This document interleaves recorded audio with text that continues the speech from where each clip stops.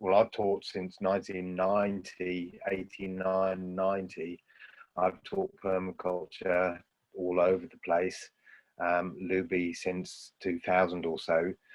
So we just wanted our own place, basically, instead of always teaching off other people's places. And so, yeah, this was the first attempt. So 10 acre, this was a 10 acre field, basically. And, you know, started a few things that had already been planted with woodland, polytunnel, and started to do a few courses here, culminating 2015 with a trainer's training with Ro Morrow. So that was the kind of the culmination of that, securing that land. What we realized is that it didn't have a property on it, so we'd have to do the planning, and already the local village was starting to complain about even just having a few tents around. So we actually realized that that wasn't going to happen. So we realigned our land search, and this is now where we are. This is Applewood, what was for a time Applewood North, as we had both properties, but now we've managed to shed Applewood South. And so we're here in North Herefordshire, right on the Shropshire border, and 20 acres. Here's good old Google Maps. 20 acre small holding, about 6 acres of woodland, and then orchard, paddock, pool, buildings, etc. 20 acres in total. There's the boundary. So you can see, so the house where I'm talking right now is just here. And the boundary with the woodland, top paddock. This is an orchard area. This is actually steep, very steep. In fact, all the land is steep. One thing we don't have an abundance of is flat land. A little bit down here, which is a valley where there's a pool that we inherited.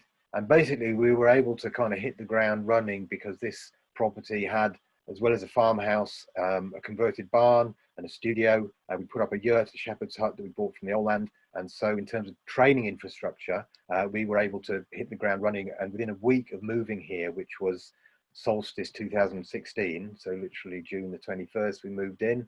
Within a week, we had 35 people from all over the world doing one of Looby's cultural emergence courses.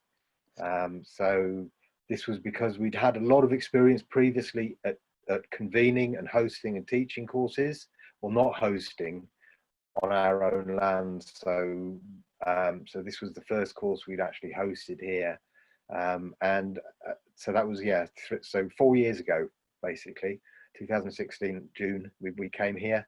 And here's another version of a map. So I love playing with maps of the property, showing the contours. So kind of looking east and a bit southeast facing, but quite steep, running from 260 meters is the highest point, up in the top here, furthest west, and then down to this valley where there's a river, a stream.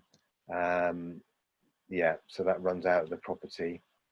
Here's another version showing some of the structures. Again, there's the house, the converted barn, studio, which is an indoor teaching place.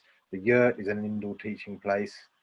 And so we'll just have a little bit of a tour around. So this is the farmhouse. This is where we live. The converted barn. And so all these areas around kind of zone 1 areas. Studio here with feed-in tariff already done. And we put a yurt up. Got the shepherd's hut that we use as a mobile kitchen and shower units in the previous land, and we're still using that here. So then still playing with maps and learning how to do kind of design areas. So from Google Maps to drone. There was a drone that a friend came wanting to practice, and I got from this how to make little maps for design areas. So doing PDCs and that sort of thing, where you're doing design practicals, sorting out little design areas for people to practice on. I was able to do it all from actual drone photos, which was really useful. So this is the hub, what we call the studio. That's the studio with the solar panels, the edge of the barn. This we call Abundance Hill, which was just a big bracken area. But managed to put some outlines of what was existing, and from that, there's your base map. And so these were the kind of structures that we used then to give to design participants to do their designs. So just looking at some of the infrastructure that we either had or we've put in to do courses. This is what we call the hub area, where there's the yurt and the shepherd's hut, and little raised beds with the solar panel, and yeah, stuff like that. So little garden outside with a fruit nursery behind this fence. So I'd also do apple grafting, and from that, so a little veggie area. So we've got our own private garden. We've also got a garden that where we grow things for courses as well as from this area. But I'm a great, you might notice there's a lot of comfrey here. So I'm really into comfrey, and I like using comfrey as a source of biomass, source of fertility. So my aim is to be able to sustain growing beds just on the local resources without having to import anything. So comfrey is like the edge of doing that, the edge planting that we chop and drop basically. But I also like looking at polycultures and seeing what guilds grow together. There's a nice one of onions with poached eggplant as a companion. But beyond that, another bed, and all the beds are no dig. We use a lot of bracken.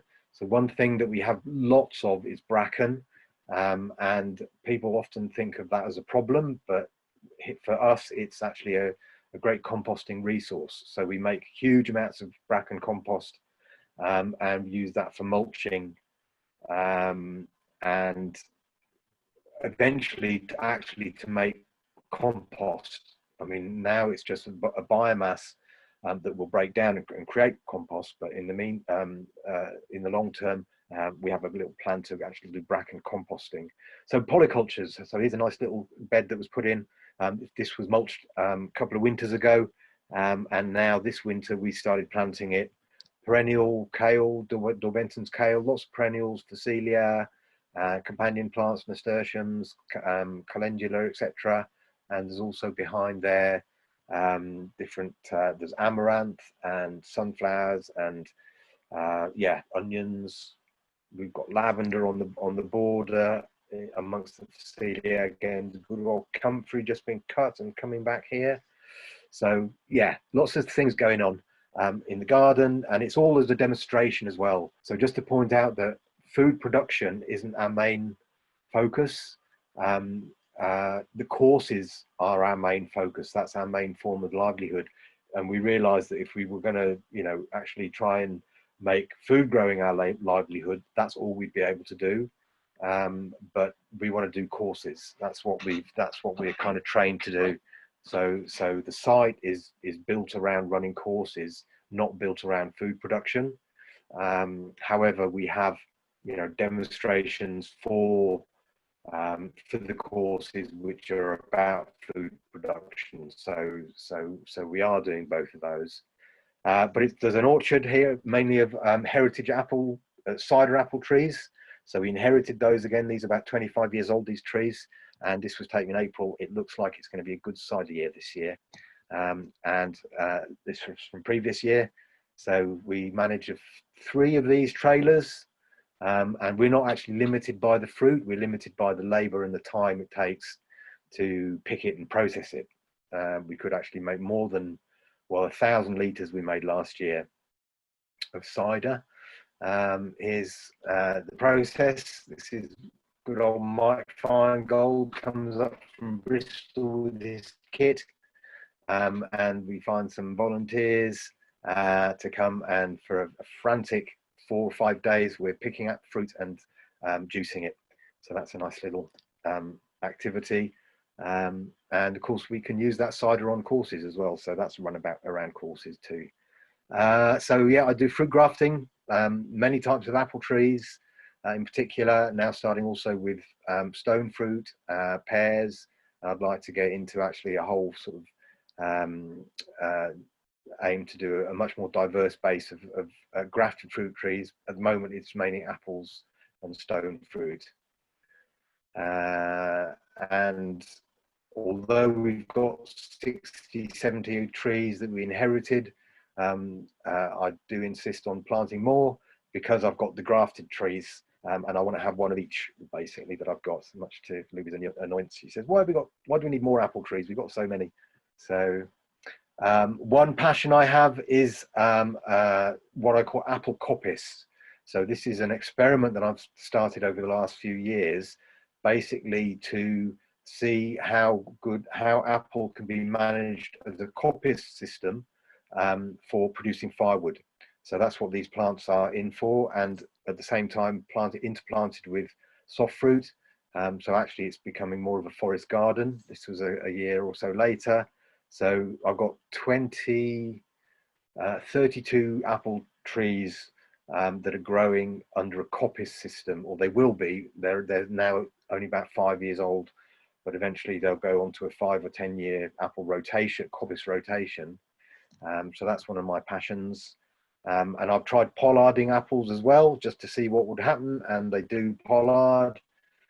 Here's a nice pollarded 25-year apple stem. So I actually sacrificed one of the original orchard trees to do that, but it's come back nicely. So yeah, coppice and pollard. We also got to get a good hay crop, and the neighbours just down the road traditionally used to make hay here 40, 50 years ago. The grandfather, and so he was pleased to be invited back to make hay with all the old type of machinery, small balers, small mowers, because we can't get the big machinery up here, basically. And then sort of, yeah, we've got a nice pool down at the bottom, again, put in about 30 years ago by the previous owners, and that's our kind of zone 5. But we do get to swim in there occasionally when it's really hot. So that's a quick walk around the land. And then in terms of the courses, quite a variety, and a mix of regular sort of permaculture type intro and PDC courses. We do the trainers training. My passion again is forest gardening and stuff around fruit, so grafting, budding, pruning, and Luby's speciality is culture and emergence, so the social permaculture side. You might have known her book, People and Permaculture. So the kind of, well, there's a little bit about that later on. The kind of offshoot of that is the Cultural Emergence Project. So we'll talk a little bit about that later. But otherwise, Permaculture for Development Workers as well is one I've hosted here, because I also have experience of working in, well, Nepal and the two-thirds world.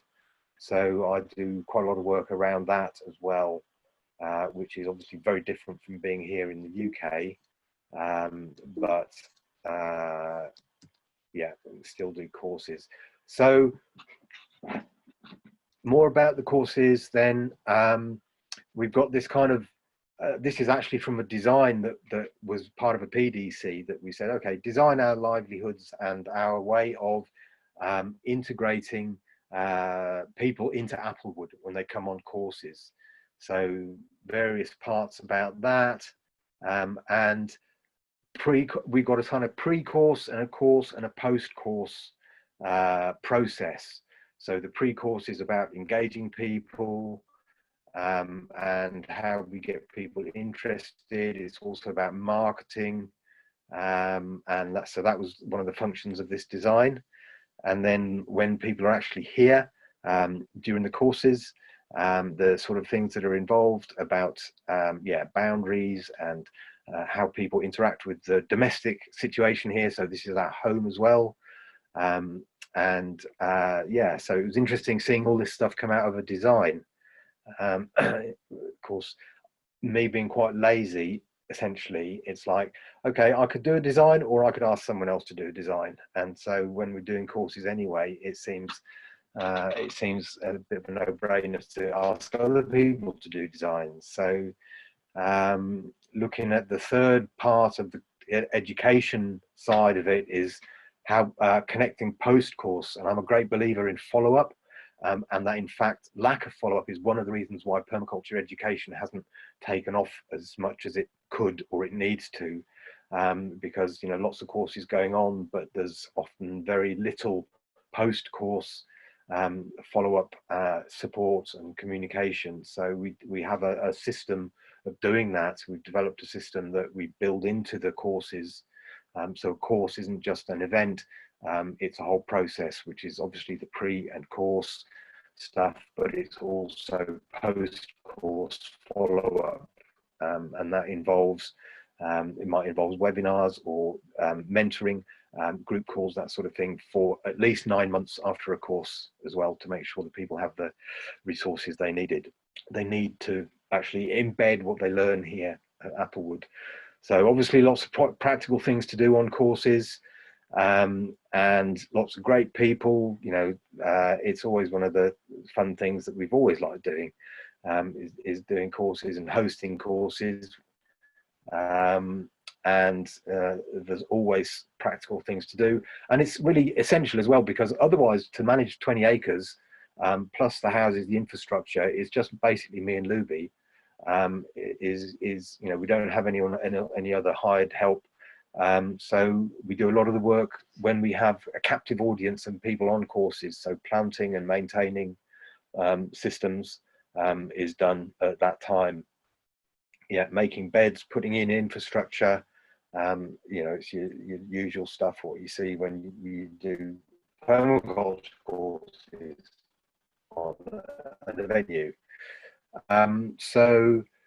Yeah, this was another design that a course did, and some of those designs we've used part of, or we are using. Some of them we don't, but basically it's bearing in mind that people come here to practice. So we don't expect people to come up with sort of final polished, yes, I'm going to do that designs, but as long as they have an experience of designing, that's the main thing. And implementing that design is also important. So on the forest garden course, we actually do make a design and implement it in the forest garden area. So this is about Looby's stuff. Her particular passion and focus is on the social permaculture, people and permaculture, and for that she's developed her own design framework. You might have come across the design web, and that is the method by which kind of she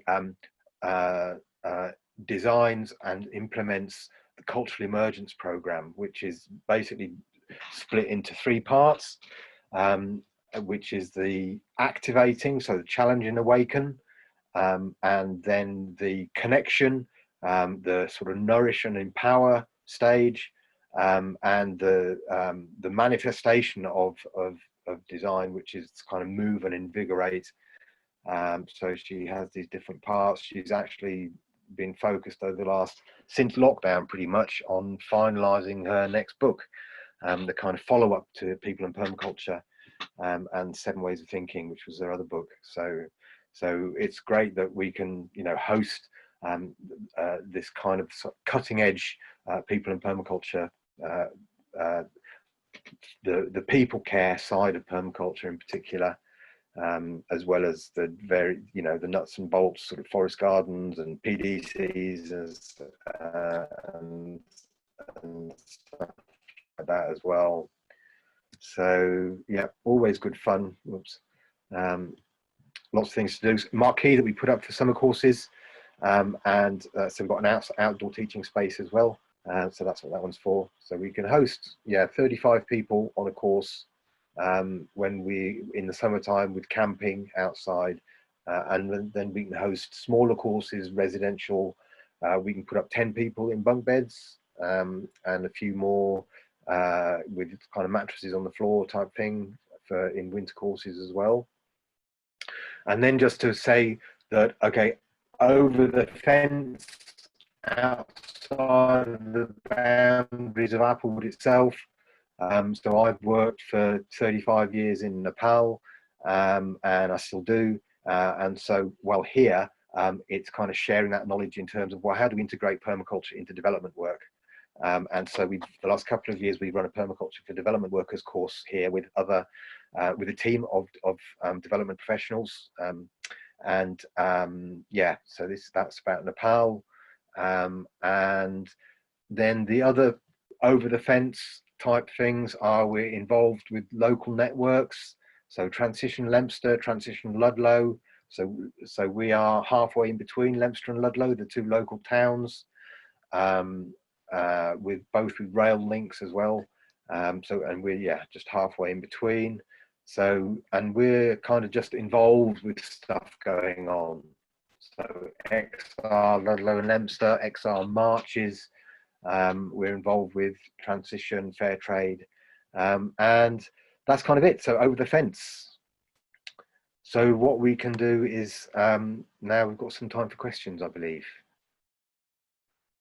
So if there's any questions about that, I suppose what I haven't said is, okay, this is all with courses, people coming here.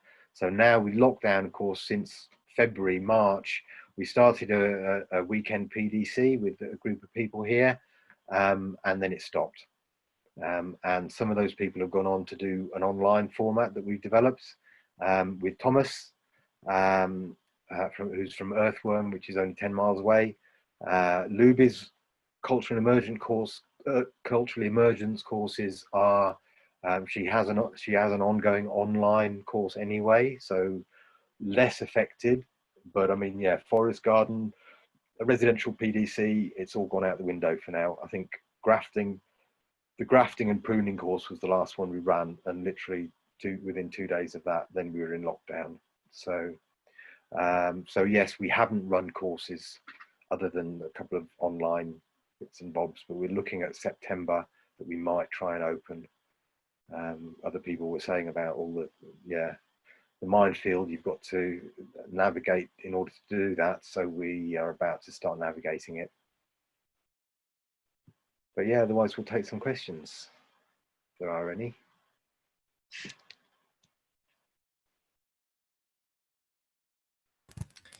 Thank you very much for that presentation, Chris. I've got a technical geeky question about your apple coppice. I wonder, by introducing even more apple trees, I wonder how you're mitigating against disease risk that could then spread to your cider varieties from the nursery. Yeah, well, that's a good question. And I mean, we've already got 70 trees here. And it's, it's a very sort of hands-off organic environment. So my own philosophy is, if a disease comes, let it rip. The place has got it. I like the stun technique, sheer, total and utter neglect design method that comes from, what's its name in Wisconsin, the regenerative farming guy. But yeah, within the apple trees, it's all no dig, it's all organic. I've got there's companions, there's diversity. It's a wide variety of both rootstock and scion and varieties of trees. So and it's not just apples, it's walnuts and pears and chestnuts as well. So our biggest problem has been deer, which you can fence against. And so the apple coppice is within a fence because otherwise deer would wreck it. It's like caviar to deer is newly sprouted coppice growth. But that's also why I've tried pollarding as well. So we're looking at, basically what's the apple response to both coppicing and pollarding. Yeah, that's Sally. Yeah, you composting bracken. How do you go about that? Well, you've just hit on two of my passions. One is the apple coppice and the other is bracken. Well, there's two methods. One is to cut it green, which is nowadays. So July is bracken cutting. And then it's just heaped. And then we'll bag it up and use it for mulching in the winter. And the other is just to rake up dead and fallen and dead bracken, which collects from kind of October is when it dies back. And so in the winter time, basically what I haven't managed to scythe and heap over the summer, because that's what I'll use aside for doing that. Then we'll rake and bag for the from February. So there's two ways of doing it. The more nutritious way is to cut it green, because it has nutrition, but bulk wise, you're going to get more if you rake the dead bracken. Right. Yeah. So I can just make a heap. Yep. Great. Thank you. I mean, I do have an idea of doing a vertical composting system where I'm putting large amounts of bracken in a top bed, and then after a few months, dropping that down to the next level, which will be smaller and semi-decomposed, and then dropping that down to another level using gravity, and then being able to bag off, after a year or 18 months, fully composted bracken. So that's in the design phase at the moment, but I need to put in infrastructure for that, because we've got the slope for gravity as well. Sue, you need to unmute. Chris, does the bracken rot down quickly? Well, when it's heaped and I'm putting it into if I'm putting it into bags nowadays and leaving it in a bag, a builder's bag, over winter, by February, March, it's semi-rotted, which is fine for adding mulch onto a forest garden or a mulch layer. And in the past, we've put a layer of compost on first, with the bracken on next. Now, because we've already got those levels built up, all I need to do is add semi-decomposed bracken on top of that. But if I wanted it to be more fully decomposed, I just leave it longer in the bag. I mean, yes, I could do other ways. I could add microorganisms, I could add soil, and those would all decompost it much quicker. I'm happy with the rate that I've got at the moment, but if I wanted to do it quicker, I could, with not too much extra work. Have you done any analysis on the the nitrogen, phosphorus? I just wondered how it compared to comfrey. I mean, comfrey is my baby, but we do have a lot of bracken up in Argyll, so it would be really great to harness it. You're right, it's definitely not as fertile as comfrey. Okay. However, getting the amount of bulk that I can get in bracken in comfrey would be, it would take me 10 times the area. Yeah. But it's both. It's not either or, it's both and. So you can Yeah. supplement one with the other. Mm-hmm. And I'm using biofertilizers, liquid manures as well, just to get the little concentrates and the nutrient sort of tweaking. If I'm seeing certain deficiencies or needs, then I can tweak with biofertilizers and liquid manures. Yeah, great. Okay. Matt, did you have a question? Did you have a... Well, I did. I was going to basically ask the same question about the breakdown speed on the bracken. I think it's super interesting. There's a place I went to visit, and I can't remember. They were doing a lot of sheep's wool bracken composting, Right. and I think that really pumps the nitrogen side. And that, I don't know, it's something we've almost done. We've got our fair share of bracken as well, and it is. Yeah, but I think you kind of answered my real question, really. With the apple coppice, is that, have you found anyone else doing that? Like, is that based on any kind of, is that, or it's just let's just see what happens if I chop its head off? And yeah, I mean, it started about 12 years ago when I was doing grafting over in Wales, and I learned this system of making rootstock through stooling.